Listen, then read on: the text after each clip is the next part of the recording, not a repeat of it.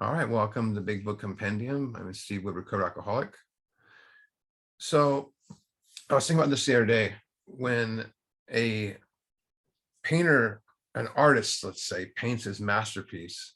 Before he's done, you always see them hold the paint in their hand and they step further back away, even 10 feet away sometimes.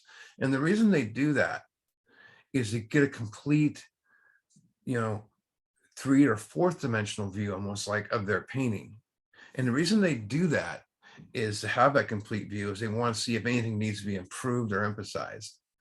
And that's what we need to do with our lives, is have the ability to step away from our daily routines or what's stuck in our head and look at the direction of our life and ask ourselves the deep question of who am I? Why am I here? Questions like that. And the journey to know who we are begins with step 4. I mean, really know who we are and what we're about, and especially why am I here? Step 4 is about becoming aware of what we need to let go of.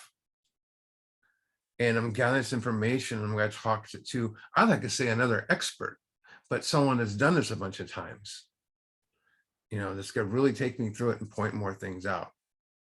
In other words, we cannot have a new life until we get rid of stuff.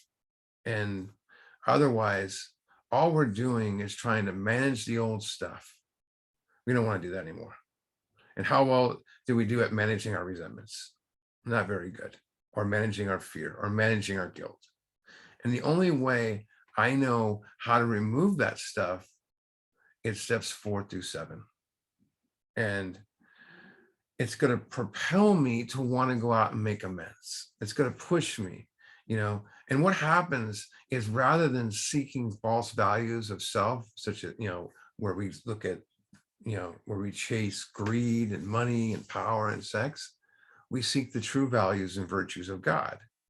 And when that happens, our view of our life, even the universe, starts to get clearer and clearer and clearer. I was talking about someone about that last night. The longer, like, my view of and perception of the universe, so to speak, 6 years ago is so much different than it is now. It's so much different than it was 6 months ago, right? I mean, you can't have happiness on what you found happy yesterday. You can't. The food you ate yesterday doesn't keep you full right now. The Sacramento River over here by where I live is hundreds of years old. And I can stand out there. I could, if I wanted to, drive an hour out there every day and look at the water, but am I looking at the same water? No, it flows. And it's always new water in there. It might look the same, it might be similar, but it's always new. So what needs to happen to us is we need to shift from what's in it to me to love and concern for others and have that new perspective. Have peace. Today we look at the last part of our inventory, and it's the sex conduct. And with sex, there's a lot of ignorance and misunderstanding in society. It's a hush-hush thing. Don't talk about that. And it's even worse today than when I was a kid. It was pretty bad when I was a kid. But in some homes, it's rarely discussed or not discussed at all. Some children still believe that the stork brings a baby. And but our current educational system, when I say current educational system, I'm not saying what we see necessarily going on right now in the educational system, even the last 10 years. And even when I was a kid, they avoid sex education because people might get offended or it might offend someone's religious views or something. And for some, sex education, it was just our experiences. We didn't have any education other than that. But then you look at the church. The church hammers home these idealistic standards that you must follow, but does not teach us how to maintain those standards. They just tell us, don't do it. Same thing they told us with alcohol and stuff, just don't do it. And tell anyone, you go up to anyone and you're like, I have a problem. And they're like, okay, what is it? Oh, it's a sex problem. They're like, let's go talk over here, But the only solution that is offered by self-help groups, of whatever self-help groups it is abstinence. And this is not a program of abstinence, it's a program of change so we can have continuous sobriety, continuous peace of mind. But like in recovery, it just cracks me up when someone asks me, hey, what are you discussing in the book study tonight or today or whatever? And I say it's sex, and they go, oh God, you know, at big book discussion meetings where they read a little bit out of the big book and we discuss a little bit piece by piece. And everyone has something to say about fear, but then it gets to sex and they read a page in there and who wants to talk? And it's like crickets, nothing. Nobody has anything to say. But then you say, oh, it's on page 69, they laugh, and it's very awkward. But they treat it as a joke rather than a problem. But it's never, discussing anywhere in society as an instinct. I never heard that before. I never knew what instincts were before. I thought instincts was like a reflex, your instincts, what you're supposed to go and everything, but not misdirected instincts. So no one has a clue what really drives it. And we have this blessing called inventory that shows us that. But it's for me, it was never looked at or examined. So I had no idea what role it played in my life, good and bad. It's a very, very powerful instinct and even more powerful when misdirected. Because why?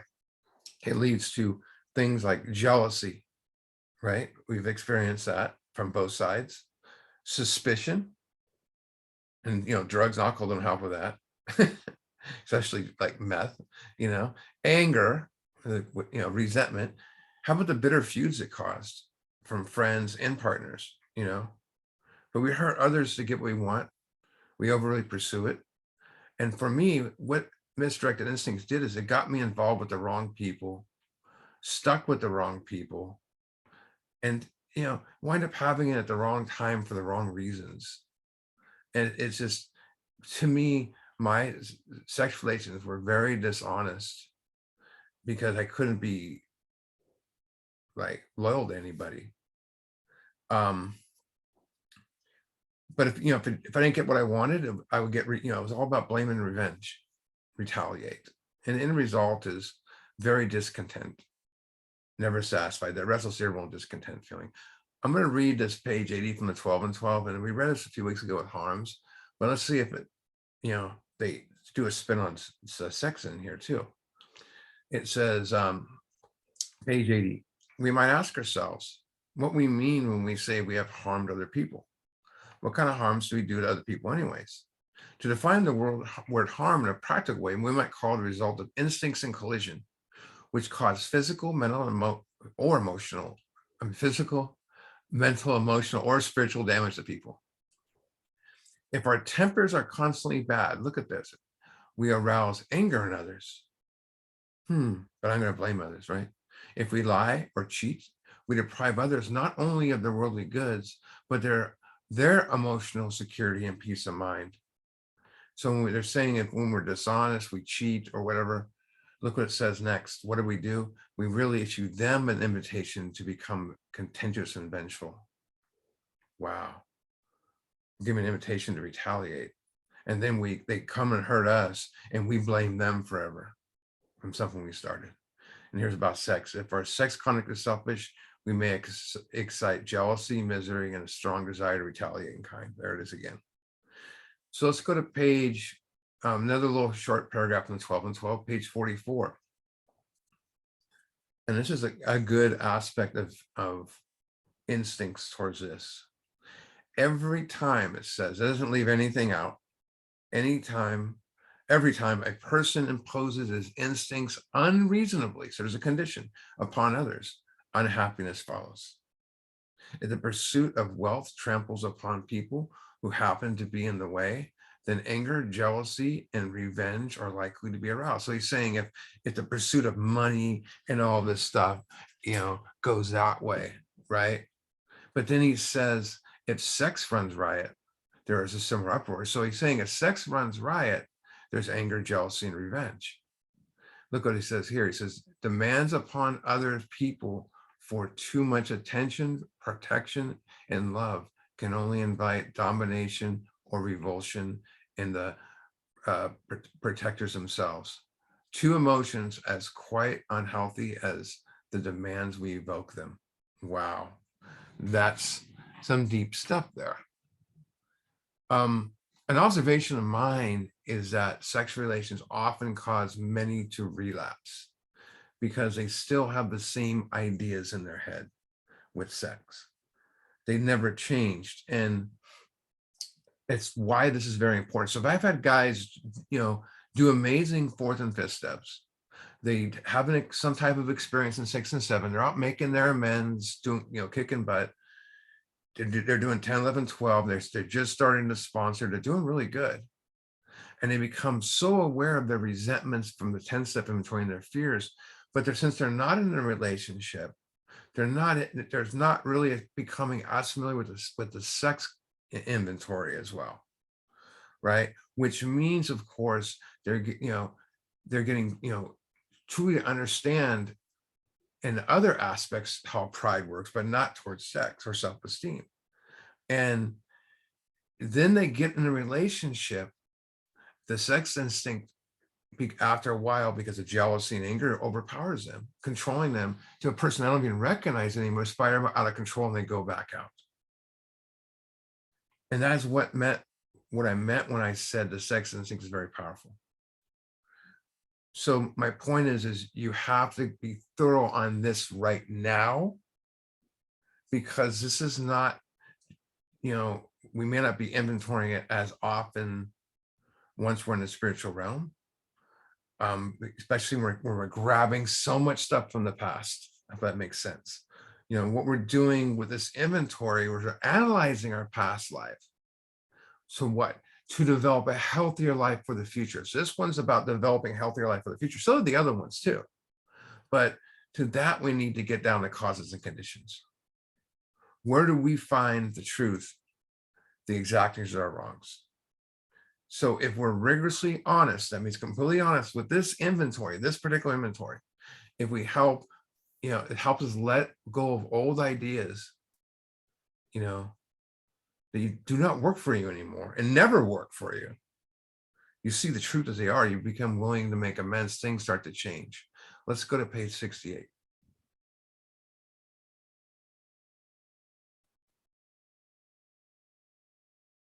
So there's a lot of important information on these couple pages. And when I do a study, it seems like I learn more, even, doing the books there, going to someone else's, because there's always so much different information. And even when I'm reading it, sometimes I get a new idea and I just put it out there. And look what it says now about sex. Many of us need an overhauling there, not a tune-up, but an overhauling. Well, what's the difference between a tune-up and an overhauling? There's a big difference if you look at towards a car. So a tune-up is a very simple, it's preventative maintenance. We love preventative maintenance, right?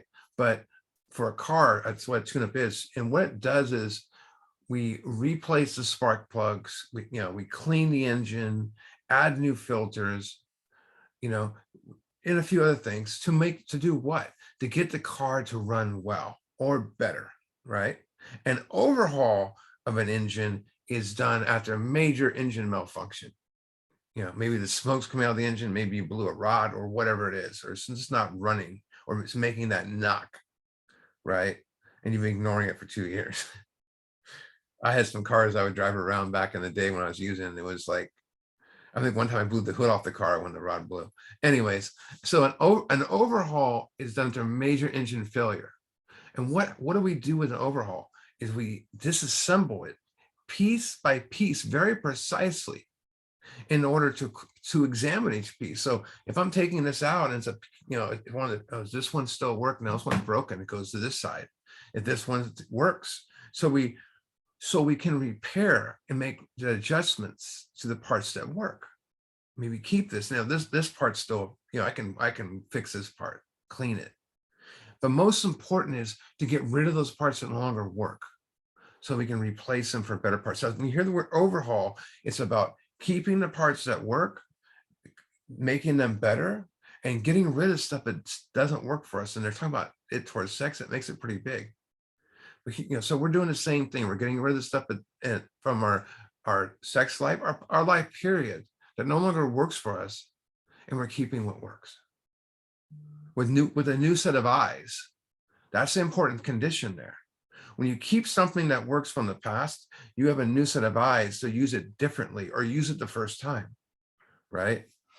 But above all, we try to be sensible on this question. I love the word sensible. It's exhibit like sound judgment, intelligent decisions. And I remember an old saying maybe you've heard, if you're wearing sensible shoes, it means they're sturdy, comfortable, and your feet don't hurt.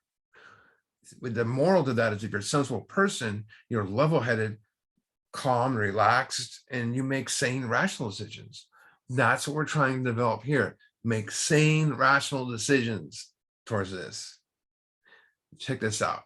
And here's what they say about sex. It's easy to get way off track. And not just off track, the train rolls a few times, right? Here we find human opinions running to the extremes of absurd extremes, perhaps, right? Tongue twister, sorry. One set of voices cry that sex is a lust of our lower nature, a basis necessity of procreation. Then we have the voices that cry out for sex, and more sex. What do your voices say towards this? It's very important. My sponsor asked me, what does your voice say? He asked me that during the festival. What does your voice say? He wasn't asking me to answer it. He just wanted me to think about it, right? And it's still important to ask yourself today, is it a voice that's healthy? The voice could be that committee, and you mix that committee with sex, that means your instincts you're looking at and driving you towards it. And that committee can be bonkers. But it says, proud for more sex, who bewail the institution of marriage, but that means express unhappiness or disappointment. Who thinks that the most of the troubles of the raises are traceable to sex causes. They think we don't have enough of it, or it isn't the right kind. They see it significant everywhere. One school would allow a man no favor for his fare, and the other would have us all on a straight pepper diet. This is 1937. This is written. It came out in 39. That's a long time ago. 80 something years ago. And has it changed? Not really. What people are saying about it actually gets worse, in this day and age.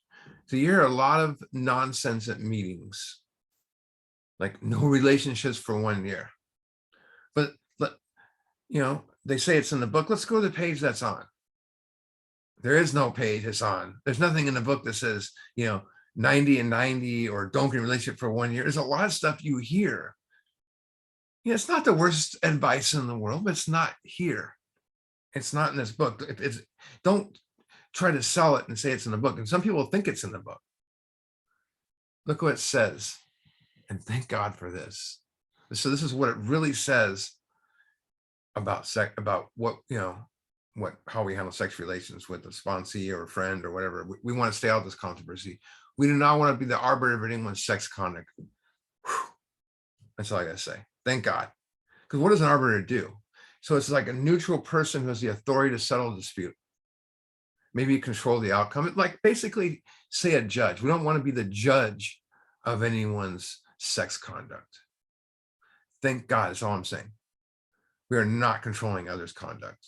Yet, not a surprise, sponsors all the time, some of you may have had it before, they want to give you relationship advice.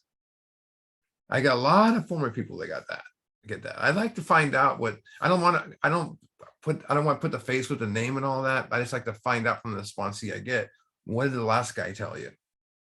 And a lot of times I hear, like, and it happened to me too a little bit, who they should date, what they should say, telling them to break up with a person and get a divorce. Writing a person's life. That's not sponsoring, not at all. That's called playing God. And you're putting dependence upon, if I'm telling a person that, it's like telling the person to call me every single day. Where's the dependence upon God? It's not a bad idea in some of these in the beginning, not the relationship advice. I had a guy came to me with years of sobriety. I never forget. And he was changing. He had sponsored had died, and he got a new guy, and he had him for 2 years, and the sponsor fired him because he would not divorce his wife. That's not right. And even after hearing the guy's inventory, there was nothing that could not be repaired. It was just that guy's opinion. That's horrible. That's not a message, that's a mess. Here's the truth about me. The only relationship I've had is the last one for 17 years that worked. But before that, I struggled with every relationship I have, even this one at times.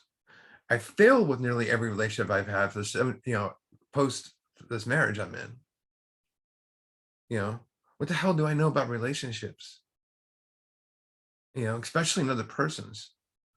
I'm not going to tell you how to have one. And nowhere in this book, nowhere does it tell us to run another person's life, to run our own life. I'm sorry. No one in this book tells us to run our own life anymore. It's all about union with God. So why would I want to tell you how to run yours? Think about that. It's telling us, the sponsor tells us, now you're going to run with God and he's going to run your life, but I'm going to turn around and also tell you how to run yours at the same time. It makes no sense. Enough of that. So who has sex problems? Look what it says. We all have sex problems. Let's get that out of the way. We all do. We'd hardly be human if we didn't. And here's the $1 million question. What can we do about them? This book has that question a lot. What do I have to do in step 1? We cried out. But here it's like, we all have sex problems, and you're going to ask if there's a doctor, well, what can I do about it? What can I do about it? That's a real question, a real question. We reviewed our conduct over the years past. Review means to what? Look over, study, examine, right? And why do I do that? My intention, what's my intention behind studying, examining something over the years past? To establish change. So I'm going to put up this inventory real quick.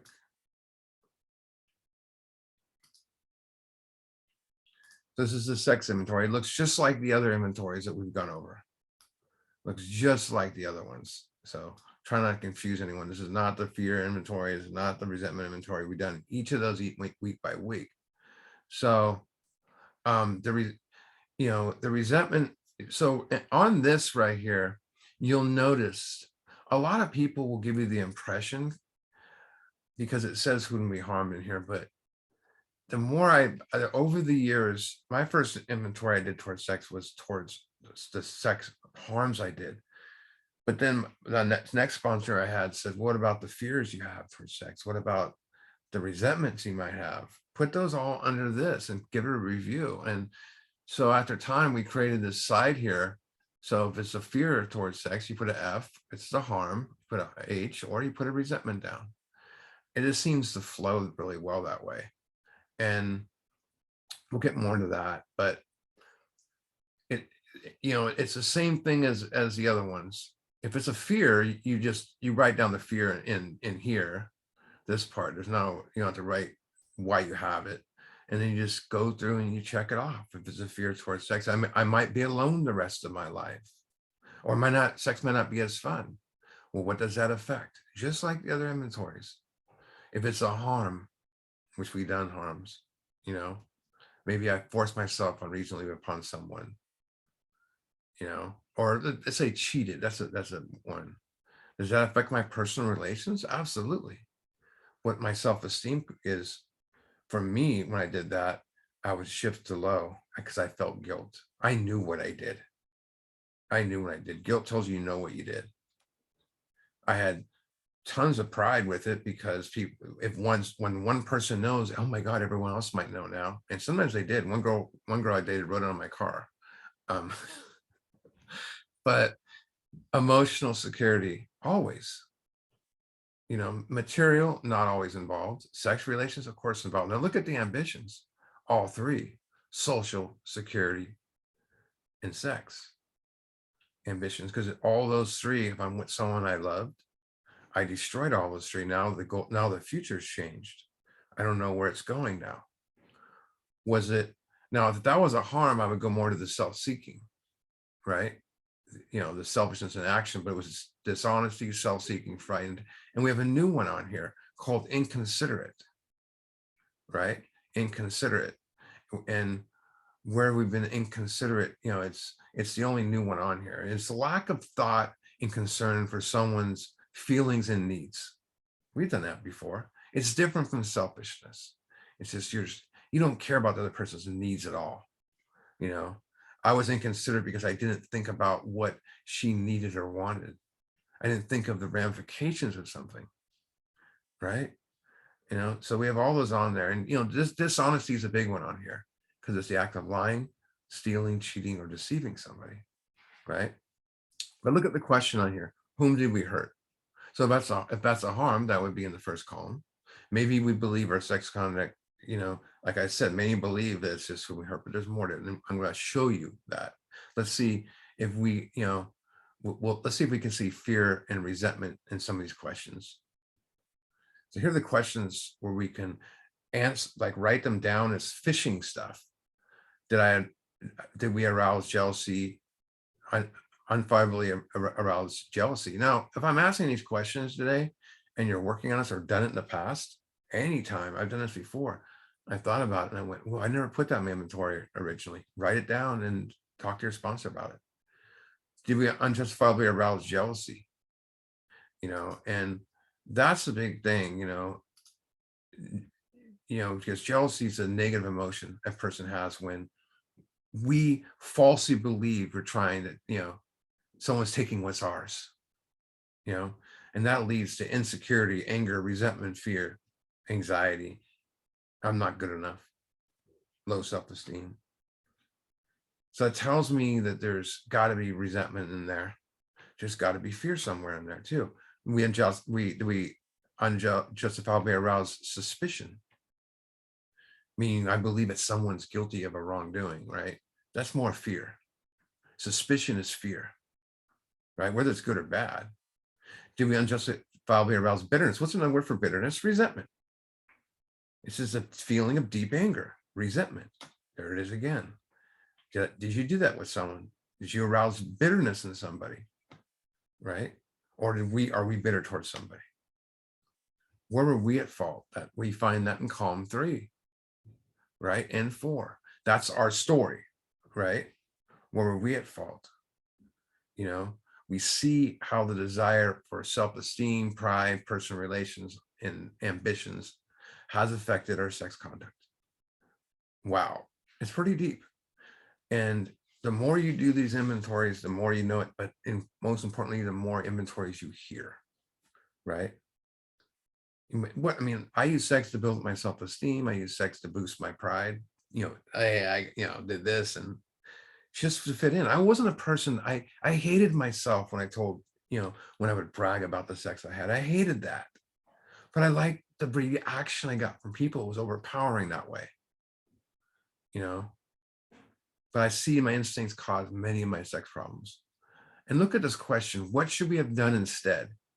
That is not, I should have got involved with her in the first place or him in the first place. That's not what we're looking at. That's not what we're looking at here. More important than that, than just the opposite. It's what should I have done instead? It's a different temperament I need. I should have been kind. I shouldn't have said that. I shouldn't have. Instead of she shouldn't have. Right? Or I shouldn't have gotten together with her. There's sponsors out there that will, in the sex inventory, will say, don't worry about her. She's spiritually sick. That's not her. We're not doing her inventory or his inventory. We're doing our own. Here's the important condition. Again, here it is. Some people tell you again, oh, I don't think we need, there's a sex inventory. We got this all down on paper and looked at it. If you're 2 or 3 years in and you haven't done the sex conduct that's in this book or on this piece of paper we have up here, it just told us to get down on paper. You ain't got anything down on paper at all, no matter which direction, style you do it. You got to talk to your sponsor. So a big misconception about sex inventory is our problems are always caused by the sex relations instincts. That would be, and so you have the three S's: social, security, and sex, and then you have sex relations on here, right? Some people think that this is the main corporate. That's just, it got affected. It's not the main corporate. you know a lot of times it could be our self-esteem, because I got high self-esteem or I got low. It tears me apart afterwards. Or my emotional security is always getting the best of me, so I make stupid decisions. you know um but you gotta remember, people with low self-esteem are always trying to find security, emotional and financial, so they can go deeper than that. But like I said, we use it to build our self-esteem, by having it with trying to be with a lot of people, of course, hurting people in the process. We do it to boost our pride. you know um like I said, material security affected, but as we do resentment and fear, we see what truly drives us here. That's what's important. So we're going to switch right over to this, and this is a primer sheet. Oops, I'm going to zoom this in on Zoom. So primer sheets this is not a inventory sheet. This is a fishing sheet. It's a primer sheet, right? I explained earlier, primers paint, primers for knowledge, right? Primer is they have these prompt sheets you can find online, and there's 100 different resentments and fears we may have caused in our life. You stare at those, you'll create a bunch of them. This is for you. So what I've done here is I've broken down the word dishonesty. List of people we lied to, cheated on, deceived, and stole from. You're like, oh my God. And we saw this also in the harm inventory. And the reason I put this up here again, it helps with the harm inventory, but some of these on this list, when we make it for the harm inventory, might fall under sex. Like all the people you lied to. Now, how am I gonna make a list of all the people I lied to? The ones that bug you, the ones in here, you know what they are, the big ones. When the person lied, I need to know, tell me the truth. Did you do that? And you lie. Cheating, all the people you cheated on, you know who they are. You know who they are. And that includes the people that you cheated on that weren't, when you didn't have a girlfriend, with someone else's girlfriend or boyfriend, whatever. Deceived. How many people did you mislead? And that can happen in sex. Dishonest, what's deceiving. Yeah, I make $1 million a year. That type of stuff. How about stealing? Now, stealing's a big one of the harm. But if you wound up with a girlfriend that you stole from your friend, and it was that can be on there too. But this is just more stuff to fish. Is very helpful. And I don't give them to everybody, but I like to show them in here because this is what this is about, is showing stuff. Back to 69. So here's a real reason why we're doing sex inventory. The real reason, right? It's really the only reason. And this way we try to shape a sane, sound ideal for our future sex life. Like I said earlier, we're molding a future, molding it, right? Molding it. I heard a guy say recently, when you watch a person make clay models, like my friend makes them, and the first one he made looked crazy. It was all over the place, but he's been doing them for 3 or 4 years. And he uses this analogy. He brings it out for his books. Like, here's the first one I molded. Doesn't look great, but it's not bad. But here's the one I molded recently, and it's beautiful. Imagine if we do that with ourselves. We mold the same sound ideal. We're continually molding, right? So the sex conduct inventory is very, very misunderstood. It's not about intercourse. It's about our drives, right? And it's really about four things here. The first one is our conduct. That's one thing it's about. And that's the way we behave morally, right? Our motives. It's about our motives, behind taking action, right? It's about our instincts, of course. And the fourth one, the main reason we're writing this, I'm shaping a sane, sound ideal for our future sex life. And sane means sensible, stable, healthy, well balanced. It also means the ability to see the truth, right? Sound means, what's the one thing we're trying to achieve here? Remember the circle? What does it stand for? From the A circle, wholeness, infinity. It keeps going. Sound is that. Sound means whole, full of life, infinity, away from bad decisions, hopefully. One of my favorite writers, Edgar Casey, and he said about ideals, they're always present, and they're either consciously or unconsciously the basis for motivating your life. So what is an ideal? It's not an idea. That's a fixed state of the mind, an idea. It's an ideal. So an ideal is a spiritual principle, right? And it's also a value, an attribute. But where is it? It's in here. We've been chasing, I see a car, I gotta go get that car. I see it. Oh my God, it's awesome. Someone has a lot of money, I gotta go make money. This is the true values inside of us. And when we pursue those true values inside of us, by its very nature, we change and grow. It's what you truly want to be in your life. And it's, like I said, it's in here. Look at it as the measuring stick for who you want to become, physically, mentally, emotionally, and spiritually. Write out today, what's your physical ideal for yourself? What is your mental ideal for yourself? What is your emotional ideal for yourself? And what's your spiritual ideal? But they give us purpose and meaning in life. And they tell you what to strive for. Like I was saying, we all want to reach for our goals, right? And experience our dreams. And the main reason we don't is because we refuse to begin living. Living the spiritual life will bring focus to your ideals. So why? We can finally be fully human. Fully human is mind, body, spirit, right? That's fully human. And I mean, a life without living ideals is empty. That's what I discovered. That's my personal thing. And all I say is, if I don't do that, I wish I would have that. I wish I would have this. I could have been a contender, like that one movie they say, the boxing movie. Regret. But our ideals can be more than thoughts. They can be reality. Pursue them and turn them into reality. But why do we'll get back to ideals in a little bit because there's a lot more to cover on it. But why do I need a sane, sound, so sane, truthful, whole, sound, healthy ideal for future sex life? Because what was your last one like? It was insane and unsound, untruthful and unhealthy, right? Even if it was good, even if you enjoyed it. We're looking at our mistakes here, our cracks. Why? Because we're alcoholics who have a mental obsession and physical allergy, and we'll drink over this stuff, right? And also we're trying to live the spiritual life. This is teaching us. I didn't have sex. I had encounters with people.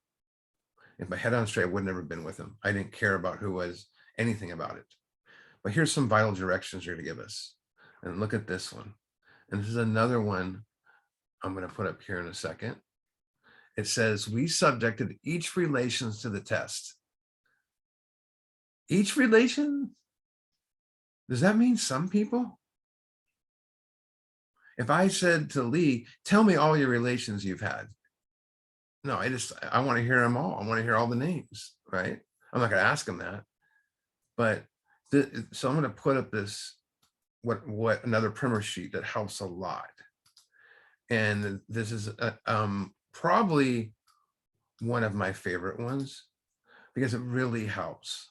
It really helps. So I put every relations to the test. So I'm going to write down all the relations I've had. We took each relation to the test.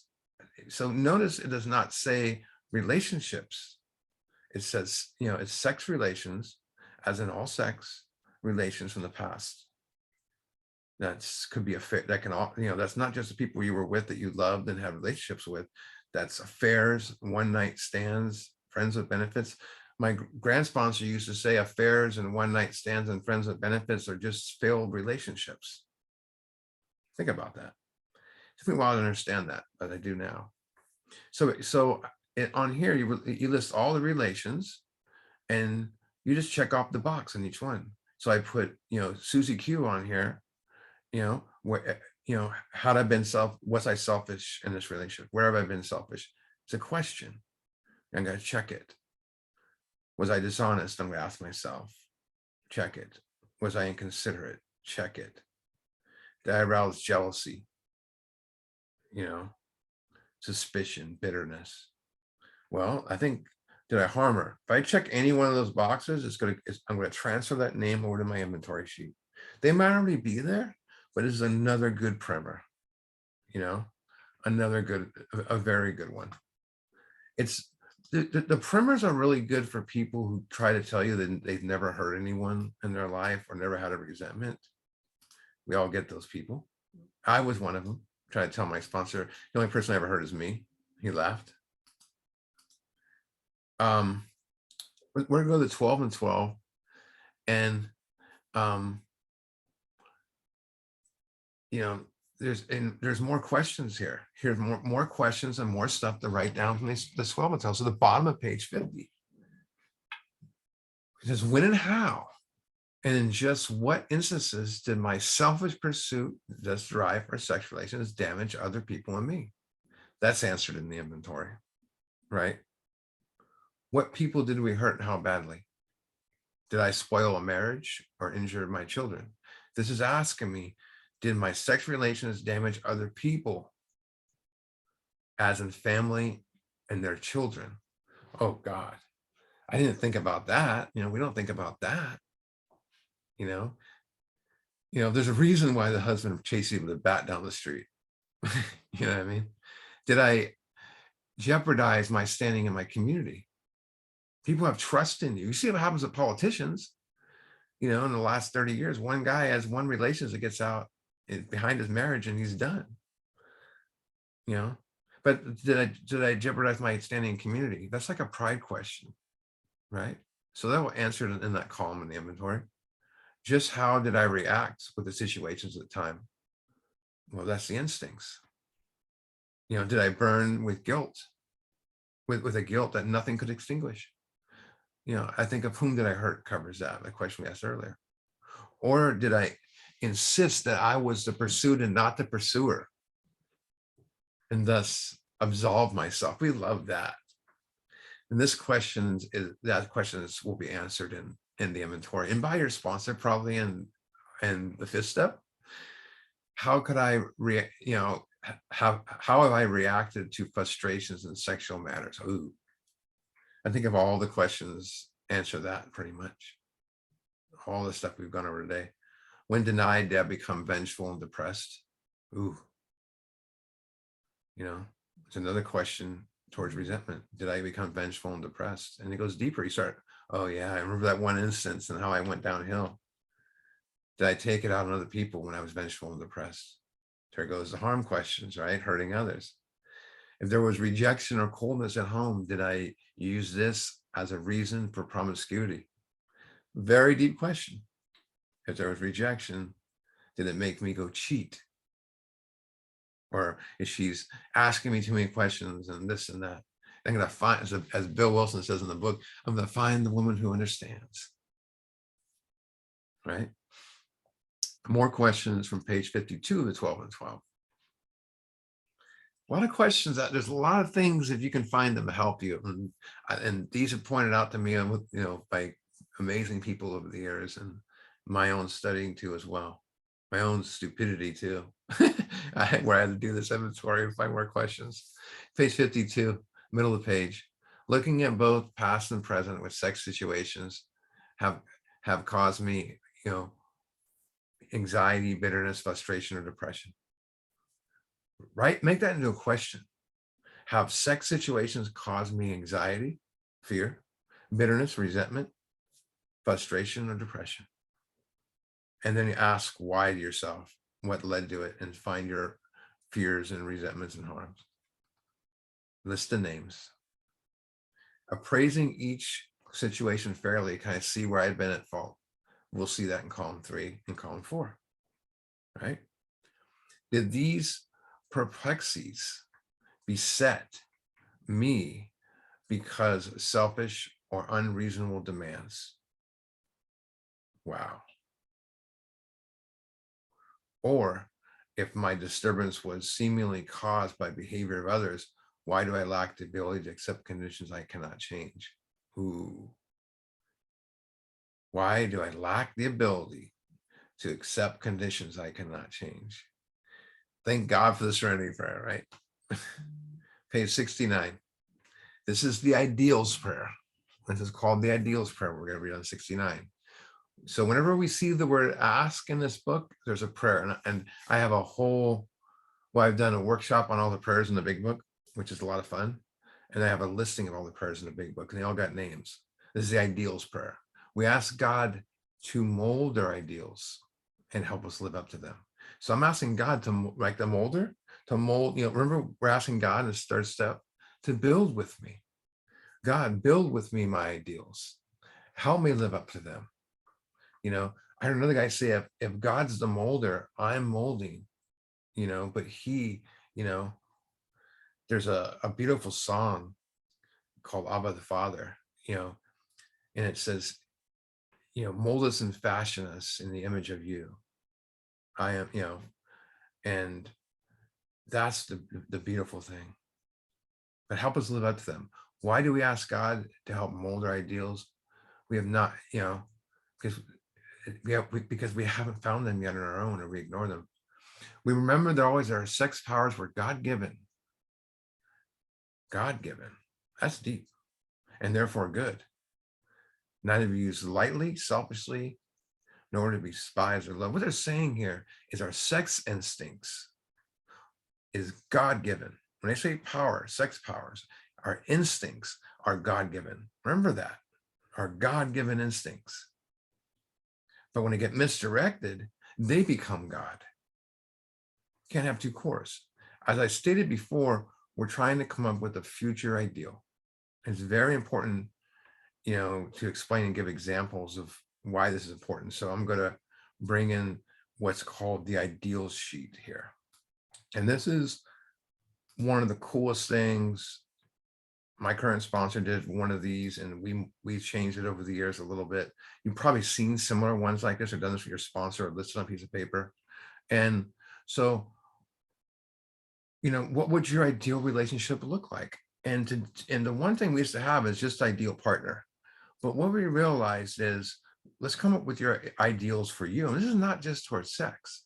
So there's 7 questions here, 7, and so you put a 1 down, 2 down, 7 down, and describe using the 7 words above your ideals, for yourself. What's your ideal spiritually? I want to be one with God, maybe. Mentally, right? What's your ideals emotionally? This is deep stuff. Physically, what's your ideals physically, right? If you have ideals physically to have muscles, what was your goal? Your goals to reach the ideal would be to go join a gym, or go lift weights, or eat healthier. Socially, I need to talk. I need to approach people and just talk. Security, maybe that's a money question, right? I want to be comfortable. And sex is whatever you're looking for in sex, in the ideal section. Now, when I bring this to since I know about myself, I can look at the ideal partner in the same way, right? What am I looking for in a partner spiritually? Am I looking for one mentally, emotionally, physically, socially, security, and sexually? And it's funny, when I wrote this out the first time, I wrote spiritually. I want someone who does the right thing in their life and just loves people for no reason. I wrote that down. I didn't even know what that meant yet. Mentally, someone that could think on their own 2 feet. Emotionally, someone that didn't base their feelings on emotions all the time. Physically, someone who's comfortable with themselves and not in the mirror and tripping out on things. This is for me. And socially, I wanted someone I could take home to mom and dad. My parents hated all the girls I brought over. They were messes. Couldn't stand them. Especially the one that stole my dad's wallet. That's a whole other story. But security, I wanted someone that I could grow with financially. And the sexually question, I didn't know how to answer it. And eventually, someone answered it for me, is to have someone that you can experience love with, make love with, whatever you want to call it.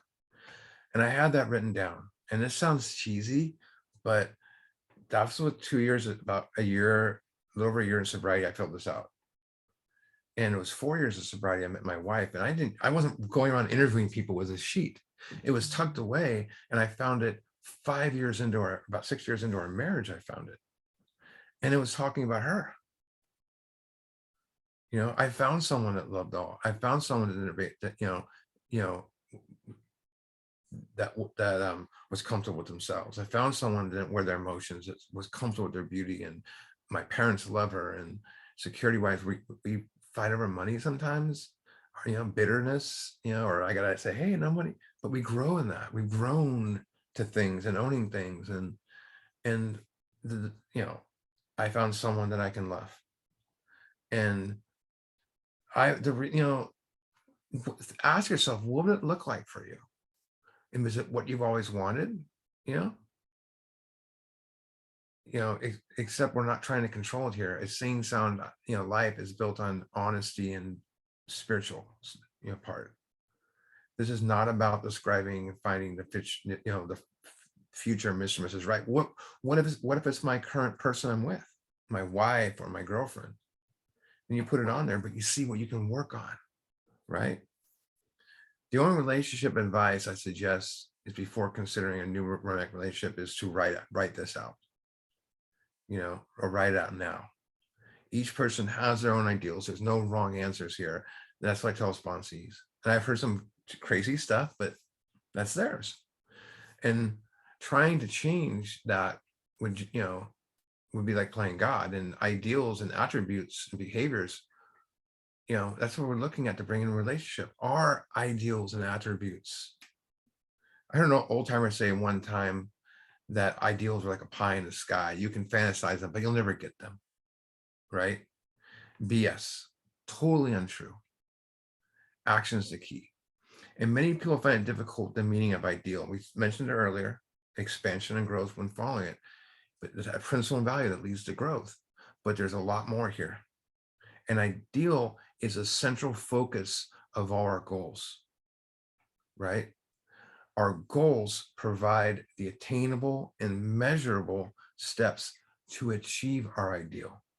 Let me give you an example. Let's say Kim in here wants to cure cancer, and he's 15 years old, wants to cure cancer. His goal to achieve that, is to become a doctor. And so he must achieve straight A's in school to get to college. Once he gets to college, he must have the great grades to get accepted to medical school. But what happens is discipline and dedication, academics make him excel at the top of his class and even a stronger person. You see, the goals he uses to achieve his ideals changes his life. I mean, look at Stephen Jobs. He thought a computer should be in everyone's house. So his goal was to create Apple computers. His ideal was that. And Mother Teresa, her ideals were to love all. So she became a nun. Bob Marley had this idea to love all. And so he became a musician to express himself. That's the thing, but our ideals become the axis for our life. In other words, our life, our happiness revolve around them. So achieving the ideal becomes a way of life. The goals transform us as we pursue them. And 3 questions that someone gave me years ago that I always bring up, if you want to know your ideals easily, is how do you spend your free time? How do write down like what you spend your free time on in your current life? Where do you spend your extra money? And what do you think, who or what do you think about the most? And within those answers, you find your ideals. I spend my free time with my family, in sponsees too as well. Where do you spend your extra money on? My kids. Who I think about the most? My kids. So my ideals is my children. My goals is to be the best father I can be for them. So page 69 says, you know what ideals are now. We're going to look at them in a different light, hopefully. whatever our turn out to be, we must be willing to grow towards it. We must be willing to make amends. So that to get my ideals, I need to make amends for the past. Must be willing to make amends when we've done harm, provided we still do not bring more harm in doing so. In other words, we treat sex as we would any other problem. How do we treat other problem? Here's how. In meditation, we ask, we pray what we should do about each specific matter. And here's the promise. The right answers will come. Here's the condition, if we want it. That's the thing. People say, I meditate, but I didn't get the answer I want. Well, did you get the answer you didn't like? The right answer will come if we want that answer. It's pretty deep stuff here. God alone can judge our sex situation. Thank God again, right? God alone can judge it. Counsel with others is often desirable, but we let God be the final judge. That's why meditation is such a beautiful place to be. That's why that hour after the fifth step is so beautiful. We realize that some people are fanatical about sex, others are loose. Here's very important advice. We avoid hysterical thinking or advice. Thank God. So don't your sponsor play God. I love the fact that when I wanted to break up with a girl early on with my second sponsor, my first sponsor tried to give me some relationship advice. I had a girl that I wasn't sure if I wanted to break up with. I said, should I? And he looked at me in the eyes and he said, Steve, that's between you and God. That sentence right there, it was like the first time, maybe 2 weeks after meeting him, changed the way I looked at the whole program. And I was hearing fifth steps. I was making amends. I was doing 10 and 11, but I needed to be better at 11 and better at 10. And I realized that there's a lot between me and God. And it forced me to go to God and sit there for as long as I needed to be.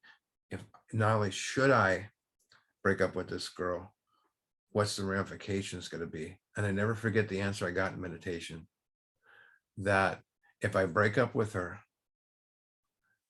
or if I stay with her, you have to work equally hard at both to make it go right. A lot of people just want to break up with the person and walk away. But when you stay with the person that you're not sure if you want to be with, you got to work extra hard at to make it work. I realized the one thing I'd never done is work hard at ending a relationship, and that means doing it right. And I ended the relationship, but and went perfect. Now look at this. Very important underlining stuff here. Suppose we fall short.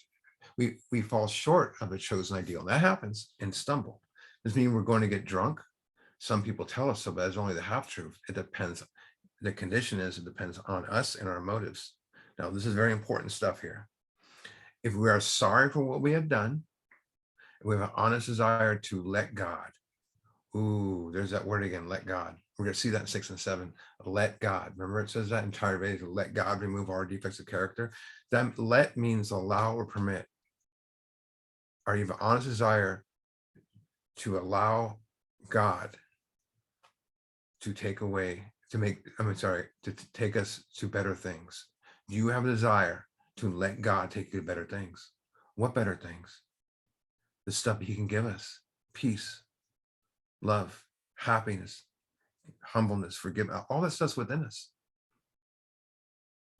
Freedom. Do you have a desire to let God take you to better things? We say it, but do we really mean it? When push comes to shove, do we really mean it? Look at this. If we are sorry for what we had done and have an honest desire to let God take us to better things, we believe we will be forgiven and have learned our lesson. So if we are sorry, we're letting God guide us. We grow. Now here's the warning. If we're not sorry and are kind of continuing to harm others, we're quite sure to drink. Look how certain he is here. Bill rarely says a warning in here. Dr. Silkworth gave us a warning. Remember, these alcoholics can never safely use alcohol. Allergic people can never use alcohol in any form at all. Look what he says here. We're quite sure to drink. We're not theorizing. These are facts. What's the difference between a theory and a fact? Experience. He's giving us his experience. These are facts. So if I'm not sorry and I'm not letting God guide me, I'm living on instincts rather than God. I am harming, resenting people, living in fear. I will eventually seek the ease and comfort that comes from alcohol, like anyone else would, but we have the allergy. If I let God, we get to lead better things. If our destructiveness continues, what else would happen? We're alcoholics. We want the pain to go away. Either way, we want the pain to go away. And where a lot of people get messed up is they've been drinking for so long, and this is new to them, to let God take the pain away. They go back to the way they know for so long. I've done that, did that for years. I would run from stuff like that. To sum up about sex, we earnestly pray. That means honestly pray for the right ideal, for guidance, each questionable situation, for sanity and strength to do the right thing. Except if sex is very troublesome, we throw ourselves harder into helping others. We think of their needs and work for them. This takes us out of the imperious urge when to yield mean heartache. Imperious is an overwhelming desire or demanding, restless desire for sex. Yeah, and the gutter thoughts, they call that horny. For the, but that's what it is. It's imperious urge. My sponsor just says that word. He says, guys, that means. But yield means to give up, to surrender under pressure, right? But think what heartache means: intense emotional pain, suffering. That maybe we get from the loss of a loved one, whether it's death, divorce, breakup, all that stuff. 49 will fix that, and continuous, and it's a process in step 10. We keep doing it. But within that paragraph, Bill gave us 4 things to pray for and a direction. The first thing he told us to pray for, we pray for the right ideal. So the ideal lists we make, we pray for those. We pray for those. It's gotten cliche-ish to say nowadays, when you ask someone a question, I'll pray on that. I can tell when someone means it and they don't. I'm not knocking it, but in Facebook, someone's hurt or sick, and praying, and I always wonder how many people are really praying. This is my mind goes. But we need to pray, like really tuck down our prayer. Pray for the right ideal so we can stay connected to the ideal. We pray for guidance in each questionable situation. In each questionable situation, we ask for God's guidance. How many questionable situations do we have? And how often do we go to God? We need to make those same decisions, and God will give it to us. We pray for sanity. Why? So I can see the truth and know where I'm at and know who I am.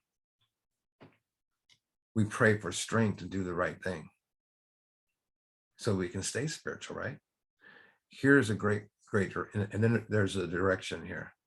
If sex is very troublesome, we throw ourselves hard in helping others. We think of their needs and work for them. That's our new school of thought. Think of others. Turn your thought. Step 10 tells us that there are all the stuff we do in step 10. Turn your thoughts to someone you can help. At the end of the day, I do that. At the beginning of the day, I do that. In here, I do that.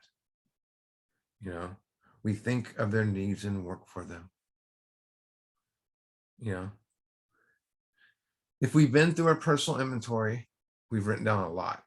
What's a lot? 300, 400 pages? Is it something? I was at a meeting one day and a guy threw the inventory across the table, embarrassed the guy, and says, "This is not enough."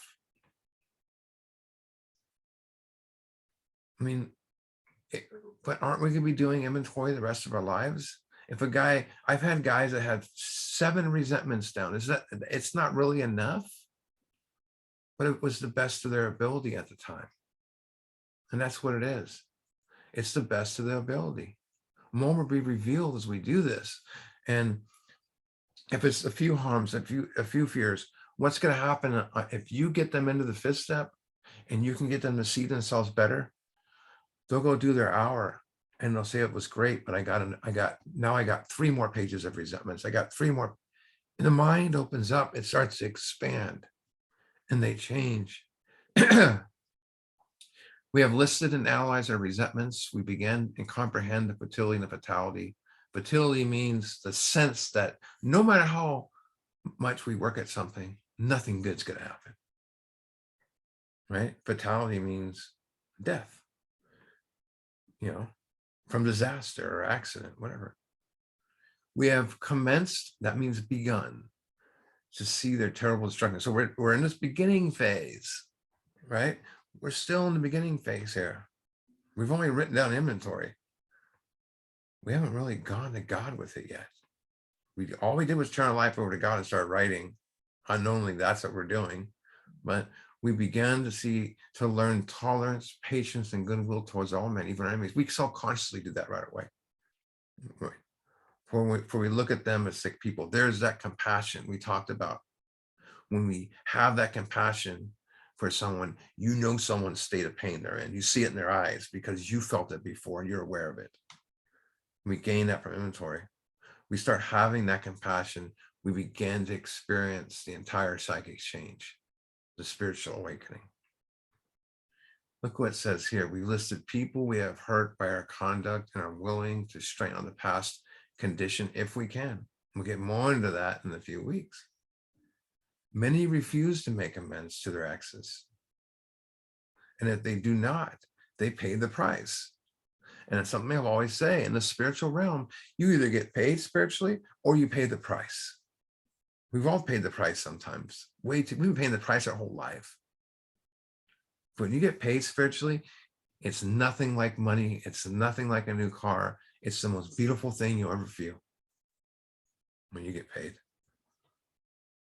In this book, you've read time and time again. Read again and again. Faith did for us what we cannot do for ourselves. We hope you are convinced. There's that word again, like ABC's convinced. We hope you are certain now that God can remove whatever self-will has blocked you off from him. The other word for certain is no. Being unblocked from that self-will is the beginning of the end of the spiritual malady. That is a spiritual malady, being blocked. Entering a new life of 4 through 9. Staying in the spiritual condition in 10 and 11 with no obsession, and taking others on this ride with us, where we're recovered from the spiritual malady and we're in the area of spiritual wellness, a place we never dreamed of.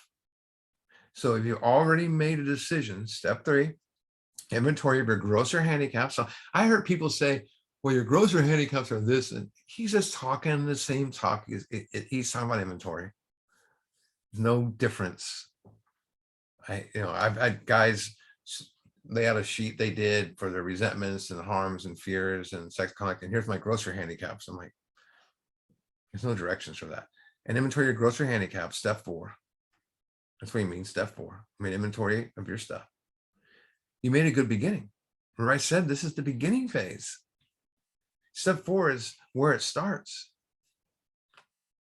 Not really step 1. Step 1 is just surrender. So I can get to this beginning phase.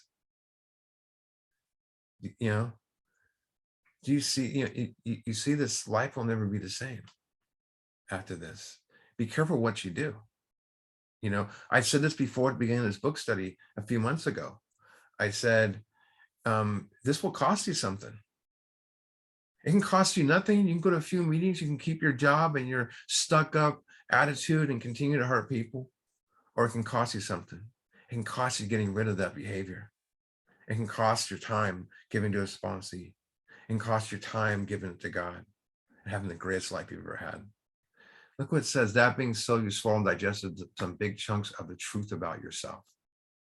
Step 4 is about finding out who you truly are and finding out who you are not, so we can ask God for the strength to let it go. Step 4 opens the door to new life. I'm going to read one more quote of the 12 and 12, page 53.